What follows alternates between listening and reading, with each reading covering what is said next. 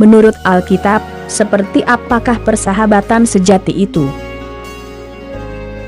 Tuhan Yesus Kristus mendefinisikan sahabat sejati sebagai, tidak ada kasih yang lebih besar daripada kasih seorang yang memberikan nyawanya untuk sahabat-sahabatnya.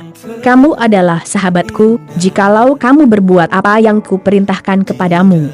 Aku tidak menyebut kamu lagi hamba, sebab hamba tidak tahu apa yang diperbuat oleh tuannya, tetapi aku menyebut kamu sahabat, karena aku telah memberitahukan kepada kamu segala sesuatu yang telah kudengar dari Bapa-Ku. Yohanes 15 ayat 13 hingga 15. Yesus menjadi contoh yang sempurna mengenai sahabat sejati, karena dia menyerahkan nyawanya untuk sahabat-sahabatnya.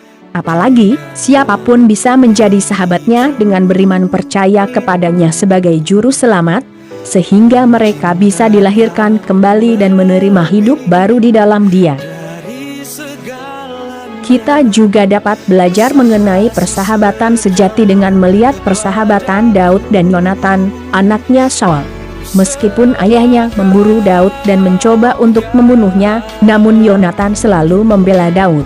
Saudara akan menemukan kisah ini di kitab 1 Samuel pasal 18 hingga 20. Beberapa ayat yang berkaitan dengan kisah ini ada di 1 Samuel 18 ayat 1 hingga 4, 19 ayat 4 hingga 7, 20 ayat 11 hingga 17 dan 41 hingga 42. Amsal juga merupakan sumber hikmat yang memadai untuk memahami apa yang dimaksud dengan persahabatan yang sejati itu. Seorang sahabat menaruh kasih setiap waktu, dan menjadi seorang saudara dalam kesukaran. Amsal 17 ayat 17. Ada teman yang mendatangkan kecelakaan, tetapi ada juga sahabat yang lebih karib daripada seorang saudara. Amsal 18 ayat 24. Untuk bisa mendapatkan seorang teman yang baik, kita harus menjadi teman yang baik bagi orang lain terlebih dahulu. Seorang kawan memukul dengan maksud baik, tetapi seorang lawan mencium secara berlimpah-limpah. Amsal 27 ayat 6. Besi menajamkan besi, orang menajamkan sesamanya. Amsal 27 ayat 17. Prinsip persahabatan sejati juga dapat ditemukan di kitab Amos. Berjalankah dua orang bersama-sama, jika mereka belum berjanji? Amos 3 ayat 3. Teman sejati itu akan sependirian dan sependapat. Teman adalah seseorang yang menjadi tempat saudara dapat mengungkapkan isi hati dengan kepercayaan penuh. Teman adalah seseorang yang saudara hormati dan yang menghormati saudara, bukan berdasarkan kelayakan tetapi berdasarkan kesamaan pikiran.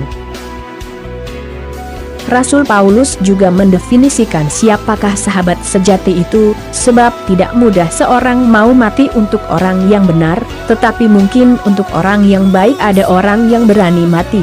Akan tetapi Allah menunjukkan kasih-Nya kepada kita, oleh karena Kristus telah mati untuk kita, ketika kita masih berdosa. Roma 5 ayat 7 hingga 8.